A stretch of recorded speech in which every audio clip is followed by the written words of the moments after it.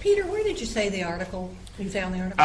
It's in The Economist, and it's this will show you how far behind I am in my reading. It's dated May 22nd, 2010, and it's... At least it's this year. That's yeah, I have. I'm reading stuff from 2010. So, no one else? Okay. And again, I apologize, Nancy. Sorry about that. All right. Okay, we have subcommittee reports, and we do have a finance subcommittee report to look at.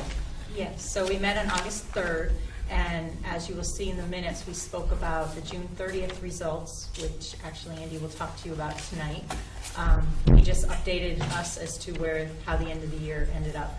And then we also spoke about Chartwell's, and as you can see, there was an $83,000 deficit, which was able to be covered within this past budget. They did give us what they intend to do for the upcoming year.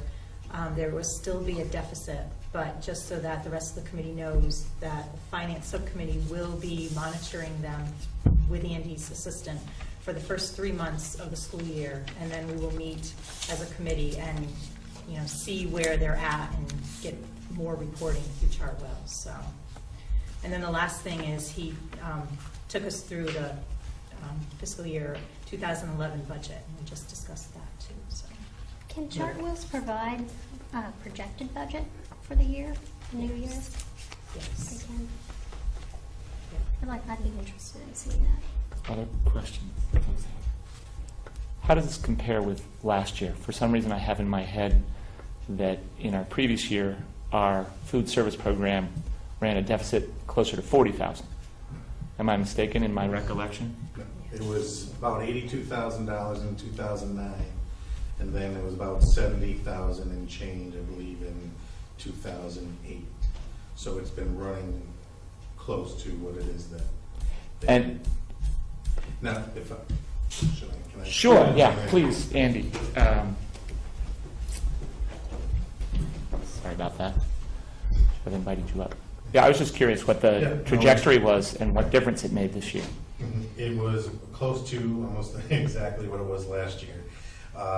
We had, they're getting credits first that are going to be applied to FY10, but since they're not in yet, they'll be income whenever it is that they get them for rebates for purchasing of commodities.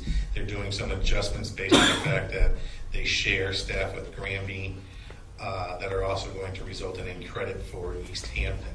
The issue was that the city auditor has closed the books by technically the 15th of July, so she had, if you remember, I talked about there were some issues regarding reconciliations of receipts between the city treasurer department, the director of finance department, with the city auditor, her records, which are the records of record, and what the Chartwells have and what we were going on. So that reconciliation, she said, I need to close the books. Here's what I'm showing as a deficit. So for all intents and purposes, we were able to cover that deficit as it stood at that time with the funds that were available in the local budget, with the understanding any credits that occur after the fact will just help out FY11's operations. Do we know what those amounts might be? Are we talking? We're looking at, actually, I don't have the memo, I can get that, but there was things like the depreciation of expenses that they had, a depreciation expense that was in charge to the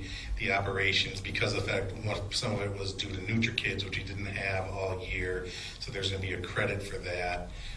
And then other things regarding workers' comp and some things that they feel should be more shared and passed off to Granby than it is to Easthampton. And Granby's aware of that, not that he cared. But it's, so things like that they're looking at, specifically in the shared staff. The director and the support staff that they have. The secretary does some work for both Easthampton and Granby. So they're going to be giving us a credit for those. So it's upwards, I'd say, close to possibly about $11,000 is what they were looking at. Okay. I had one other question, unless other folks have a question. And maybe this is something to sort of get back on me, because I'm trying to get educated about how it works. But my understanding is that in addition to the joint contract that Chartwell has with Granby and Easthampton, they have lots of other clients, and that the rebates, there are things on the procurement side that come back to them. And are we able to follow the stream to know that Easthampton is not getting, you know. Oh, yes. I mean, if we're getting over, I suppose somebody else is getting under, and that's not right either. In fact, the issue with this past year was that when we were self-operating, the former director did commit us to purchasing things through the milk bid, through the Council of Governments, and other things, I think bread as well. So we had to honor those as a good member of the council. We honored those commitments, and those were actually a greater price than would have been should we gone with a Chartwell's vendor directly. So, but are we talking enough to make a difference upwards of $83,000? No, but there are things that we look, we get a breakdown of what it is that they purchase. We have the ability to go in and audit their records, and I do check and see as far as the reasonableness of what it is that they're ordering compared to what it is, because ultimately I'm the one that has to sign off on a report that gets sent to the DESE Nutrition Services about the fact that here's their inventory and so on and so forth. So we do check on that. Okay, thank you. All right, do we have a policy? We have not met, but I did want to mention that eventually the City Charter Review Committee will be coming to us for input on how school committee members are elected. So we'll get to provide our thoughts on that. So just a heads up in case you have any thoughts on that now or want to put some thought into that for when the time comes. What's the timeline on that in terms of? I have no idea. Actually, it was a quick email exchange with David Boyle months ago, and he did say eventually they will get to us. David chairing that committee? No, the committee is chaired by Councilor Rist. They're not, they don't have legislative or they don't have legal authority of any sort to change elected terms. So if that discussion comes here, it'll be purely hypothetical. They won't be able to make any proposed change because they don't have the authority to do that. That can only be done through the electorate, since it was an elected charter. But I believe that they're nearly finished. Oh, okay. So I don't know if they're still going down. If that was several months ago, that may have been a tack that the committee thought about until they understood the authority that they had as an appointed committee under the current charter. And now they draw it up for proposal and present it to the city council as recommendations, correct? Yeah, I haven't been going to the meetings. Any changes that result from this activity will have to be a piece of legislation that's submitted to the state. And so the committee, I believe, will come up with a proposal and present it to the city council, and then the city council and the mayor will sit down and talk about what we can both agree on. And what we both agree on will turn into legislation, and what we don't agree on will wait until some other time. I'll get an update from David. Yeah, I don't know whether it's come up in this group, but obviously, one of my concerns is the fact that the entire school committee is elected, comes up for re-election or a new election at the same time. So it just that certainly the city could opt to keep it that way, but it seems like could consider a change that would stagger the. Yeah, that would be an elected charter commission. Yeah. So that would be the next. If one of their recommendations certainly could be that the changes that are appropriate all require an elected charter commission, and so go about that process. That'll require a whole bunch of signatures on a petition to initiate a state law that sets up a very timed procedure to come back to the voters with some new or changed charter. One other question, and that is, are we ready to set a policy meeting on the bullying policy? The ad team, we met today. We had a number of issues to deal with in terms of getting ready for the opening of school. We have 2 ad team meetings in September, and we will work on the bullying policy, the bullying prevention policy, during those 2 meetings. And we plan to have a draft to you by the beginning of October. Okay. So we could do a subcommittee meeting review of the draft in early October. That's all I have. Thank you. Any other questions or comments? Thank you very much. Lori. I have no update. We have not met. Okay. All right, so Nancy, we turn to you for the superintendent's report. I wanted to give an update on the Race to the Top grant. The governor and the Secretary of Education and the deputy commissioners all went for an interview this morning, the final interview for our application to the government for participation in that grant. We're supposed to find out late August, early September if we're awarded the grant. If we are, according to an email that I got, Easthampton, they're estimating, would get approximately $278,000 over a 4-year period, so about $679 every year. They, of course, will come out with the restrictions for that money and how we're supposed to use that. They're hoping to send us some guidance on that early on so we can plan for it. So we're just waiting at this point in time, but obviously it would be some other funds coming into the district, and we would hope that we could use them in some of the ways that are needed.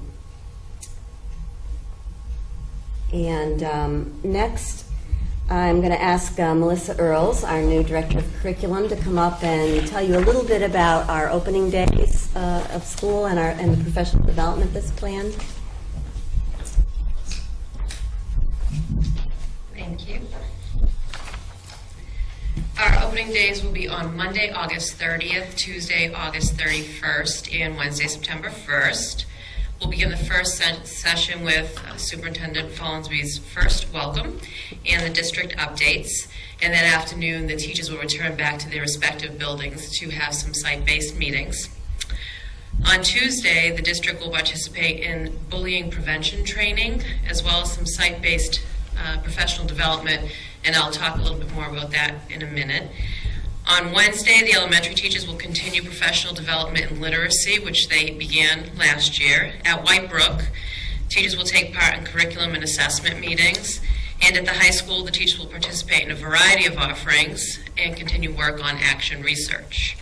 And the special education department will have an opportunity to meet during the 3-day period as well. But back to the anti-bullying training. On Tuesday, the entire district will participate, and this will also include non-instructional staff to be determined, but we will include other adults who have regular interaction with some of our students.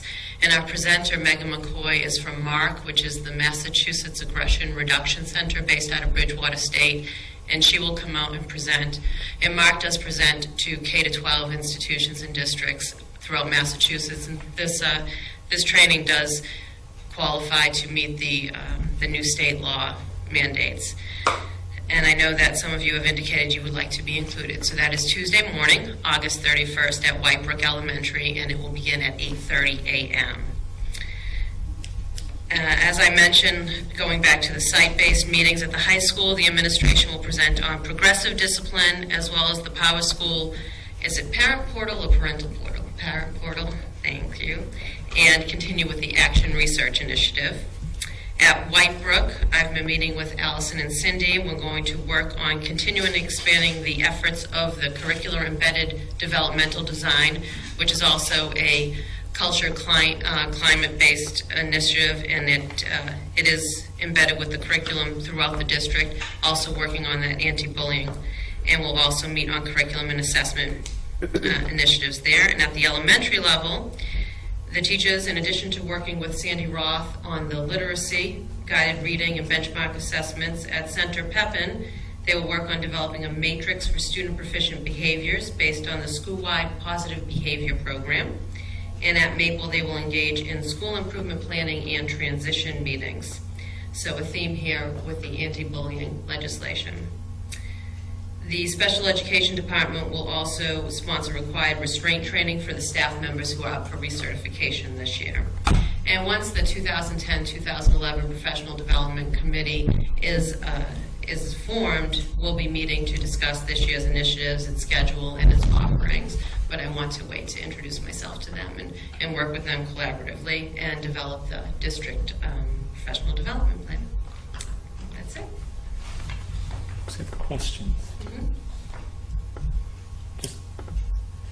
I have a question about the bullying prevention training. I I'm very interested in that, and I would like very much to attend. My question is, are we in Easthampton doing this year because this fits what the new law says we kind of must do in our school district, or is this something our school district has seen needed to be done Well, I for think our schools?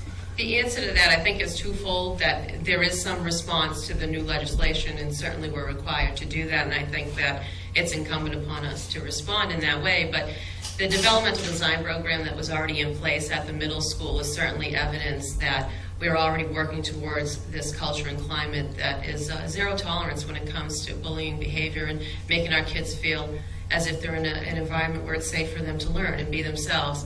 And at the high school, I know that they're already working on studying an advisory program that would operate with similar effect. So I think it's twofold. Yes, there's some response, but I certainly think that the administrative team has been proactive in seeing the need for making sure all of our students feel safe when they come to school. And I just want to add that when we had our Title IV review last year, which is a Safe and Drug-Free grant, we received commendation for our program. So we've had a lot in place already. And in fact, I believe when the administrators went to some of the trainings this spring, they were pleased to see that we really have just about everything in place already. We just have to get it into a plan that the state is requiring us to create and submit to them. So we're very pleased with what we have in place. Thanks. And I just want to remind everyone that those first 3 days that Melissa was talking about are just for teachers, August 30th, 31st, and September 1st, just for teachers. And it would be helpful if any of you school committee members who want to attend the session on bullying prevention, if you could just let Melissa or myself know. Thank you. Thanks, Melissa. Melissa and the administrators have done a lot of work getting ready for these early professional development days. And I think it's going to be a great experience for all of our teachers. We're really looking forward to it. Thank you. Budget update. Yes. Andy. What was included in your packet was our fiscal year 2010 end of the year, how we ended as far as the local budget and the revolving accounts. So the good news and bad news that I have, because it dovetails into FY11, are obviously the bad news being the actual food service amount. That I would, the one thing I will say about that is that, as the last quarter, when we talked about a finance subcommittee meeting, we were watching this closely. Superintendent Carter and I at the time, it was a choice of, do we in the last quarter start to look at the expense side, which means less scratch preparation, and with the fact that we identified funding sources available, we said, let's not make any changes in the last quarter. So that's, as much as it's not anything that I would be happy about, that's sort of the reason for that. The good news I have is that based on the way things occurred, as far as specifically in some of the areas of the tuition accounts, we had some, I don't know if those of you that remember when we built the FY10 budget almost 2 years ago, we had anticipated some high-cost tuition expenses that did not come to fruition. So because of that fact, we were able to use less school choice. So what that has allowed us to do, the good news being for FY11 and even into FY12, is if you remember when we were building this budget for FY11, the talk was we were going to need to use current year school choice receipts for expenses. That is not the case. We're able to get by one more year the way things look. So, and there were also, if you look through the detail, there are some other line items that had balances. Heating had a balance, pretty substantial balance. So we were able to use less school choice funds than anticipated, allowing us to help out for FY11 and potentially even lessen what everybody's hearing about FY12. There are still some unknowns that we talked about as far as the way FY10 ended and going into FY11. Specifically, we were looking at some increase in our sending kids to the CTEC program, the Lower Pioneer Valley Collaborative. The estimates as of this morning were about 45. We didn't build those tuitions with a number of 45. It was about 30 and change, I think, is what we had last year. So that tuition is going to have to come from somewhere should it actually come to fruition, which we are verifying right now. That also leads to the possibility of us needing to send an additional bus, which also was not budgeted for. But again, we're working with, because 45 gets close to capacity on the buses. So we are looking at, once we get the, sort of some final numbers. Mr. Strong's aware. He's aware and stuff, and so we're looking at, should it actually occur, and should we look at the seating and that it's just not safe to go with one bus, then we will have to use an additional bus. But, so those are sort of the good news, bad news. I can answer any questions regarding the FY10, what you have. One, if you know off the top of your head, what are we programming for school choice in the 11 budget? As far as what we're going to use, Yeah. we're as of What are we proposing? proposing to use $798,000. Thank you. So, I don't know if this fits, but as I was driving, I was listening to the news about, Congress has called back in, and they've used keeping teachers in the field as their primary wedge on the bill that passed the House in the last 24 hours. Does that translate through in any way, or was that already? Well, from what I read, I'm sure Nancy can chime in, and probably the mayor as well. If we do get it this year, clearly it's not going to be used as you see fit. They'll most likely do it through another state. Well, discussions are state fiscal stabilization grant, or do they look at another ERA-type grant funding through the Title I, the SPED, so on and so forth and stuff. So with those types of mechanisms come heightened accountability as far as what it is that you are going to use it for. So as I think Nancy said at the administrative meeting today, is if we get any additional money, we won't be able to use it how we want to. I mean, we'll be able to use it, but at the same time, for what it is that we really need and what we want to, it'll take some work on our part to see how it is that we can make it fit with what we know we want to do here. There's some discussion with legislative leadership now that it, all this, as you know, is happening so quickly that you're not really sure which thread to believe, that they might base the way that they refund this on level funding of Chapter 70. So that 4%, so-called 4% cut that we got 6% of, they would use that to backfeed this money. Probably still have strings, but use that existing formula. Okay. The way that, as if we were able to just level fund the Chapter 70 from the year before. And it will probably have strings similar to the ones that the ARA grants have had. They'll let us know in what ways we can spend it, and we'll probably have to justify our expenses.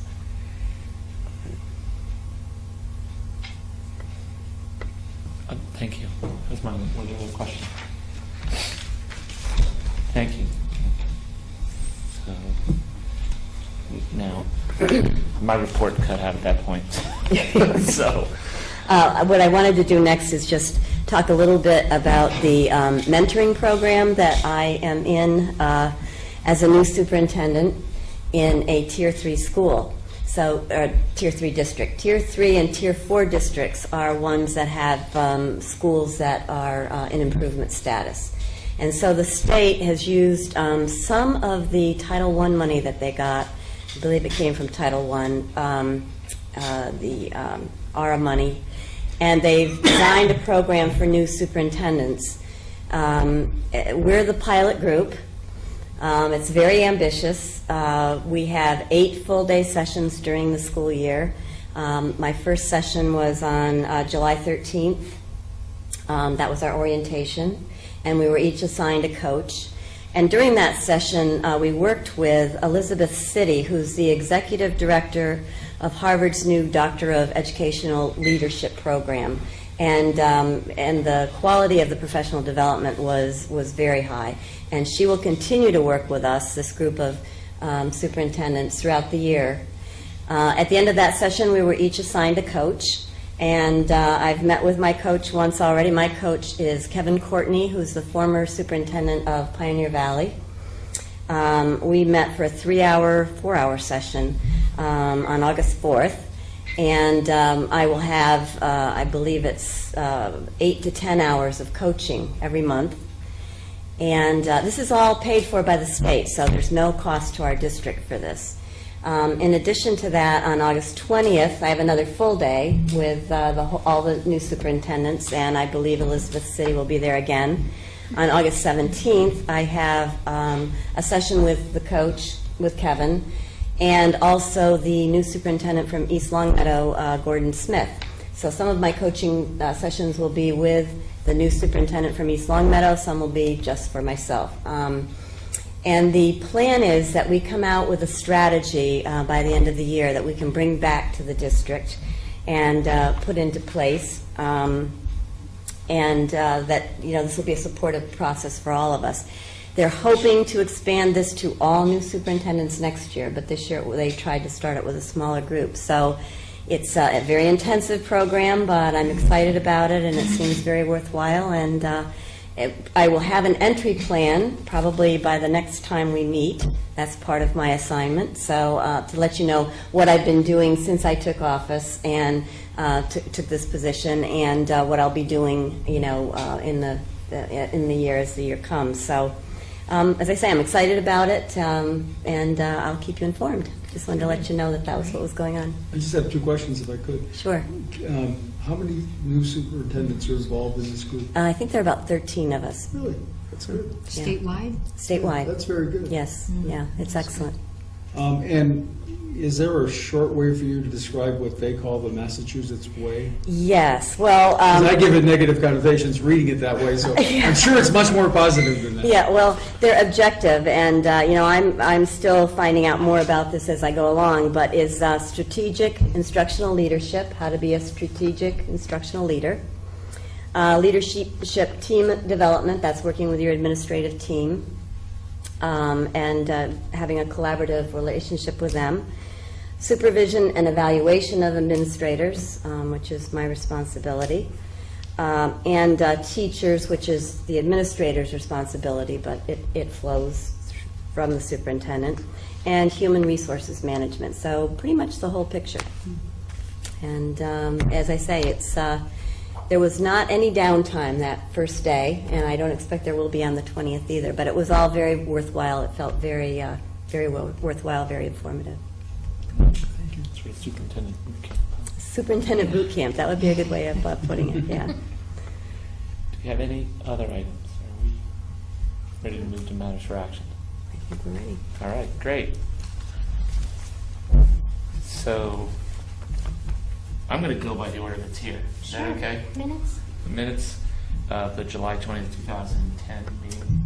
Motion to approve the minutes of the July 20th, 2010 meeting. Second? It's seconded. Any questions? All in favor? Aye. Okay. Let's get the warrants and payroll. Warrants and payroll. Move to approve the school payroll dated July 29th, 2010 in the amount of $272,475.38. Second. Second motion. Made and seconded to approve the school payroll dated 29 July 2010 in the amount of $272,475.38. All in favor? Aye. Move to approve the accounts payable authorization for payment dated July 29th, 2010 in the amount of $84,584.94. Second. Motion made and seconded to approve the accounts payable authorization for payment dated 29 July 2010 in the amount of $84,584.94. All in favor? Aye.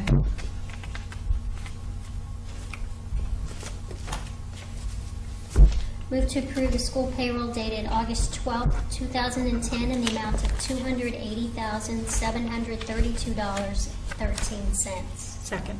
Motion made and seconded to approve the school payroll dated 12 August 2010 in the amount of $280,732.13. All in favor? Aye. Move to approve the accounts payable authorization for payment dated August 12th, 2010 in the amount of $124,294.12. Second. Motion made and seconded to approve the accounts payable authorization for payment dated 12 August 2010 in the amount of $124,294.12. All in favor? Aye. That's it. That's it? Okay. Let's pass those for signatures while we take up the next item, which is to look at the handbook changes. And you all should have a copy of those changes that were put into the handbook that will go out. And there may be some questions or desire for clarification about any of those. Do you want to start with elementary? Sure. That's Yes. the first one on there. Yes. I am just curious, the change for progress reports, sitting home 4 times per year to 3 times per year. I'm just curious what the reasoning is behind that. Thank you, Rob.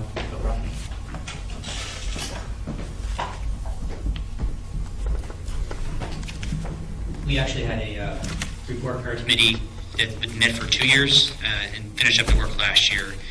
And we went to a 3-term progress report system actually last year. It's been implemented for a full year. So it was more of a cosmetic change in the handbook to reflect what we had been doing for a full year. So right now it's grades 1 through 4 receive 3 report cards, and kindergarten, which is the same, received 2, one in January, one in the end of the year. Okay. Rationale for it was the first, when we're in a quarterly system, the first report card was very early in the school year and didn't really reflect a lot of growth because the kids were fairly new into the year, and the teachers wanted the opportunity to collect more data on the kids before they reported back to parents. It also reflected more of what our assessment schedule is in terms of our reading and math assessments in the school. So. Other questions about any of the changes in the elementary school? Thank you, Ed. Changes in the middle school. Does anyone have any questions or want clarification on any of those? You should vote separately for it. Oh, you want us to vote separately? Thank you. So we should, I'll entertain a motion. The handbook as prepared for Southern Prep and the Maple Schools.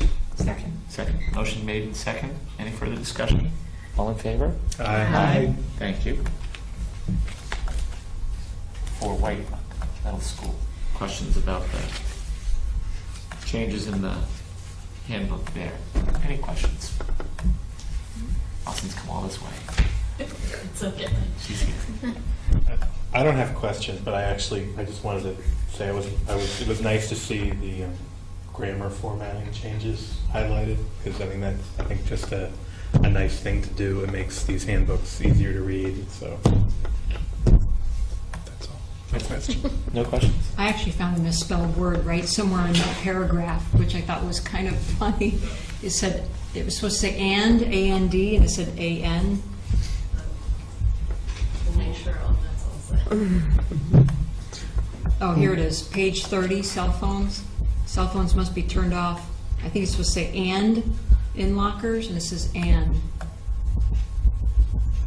That's a good phrase to draw attention to. I turn mine off. Now that I say that, I hope First it's line. turned off. We'll make sure it says and. It only stuck out because right after that was the grammar formatting change. That's why I like the secretaries to go through everything, but we will certainly take a look at that. Move to approve the Whitebrook Student Handbook changes for the 2010-2011 school year. Second. Motion made and seconded. All in favor? Aye. Opposed? And thanks, as a parent of a student about to go to middle school, we got our letter today. Thought that was, I don't know that I read it closely to see that it was all grammatically correct, but the spirit of it was great. It was clear, and, you know, I was thinking it's that wonderful time of the year when we can start thinking about letting them go back to school. It was fine, Allison. Questions about the proposed changes to the high school handbook for 2010-2011? It's a lot of stuff. I know.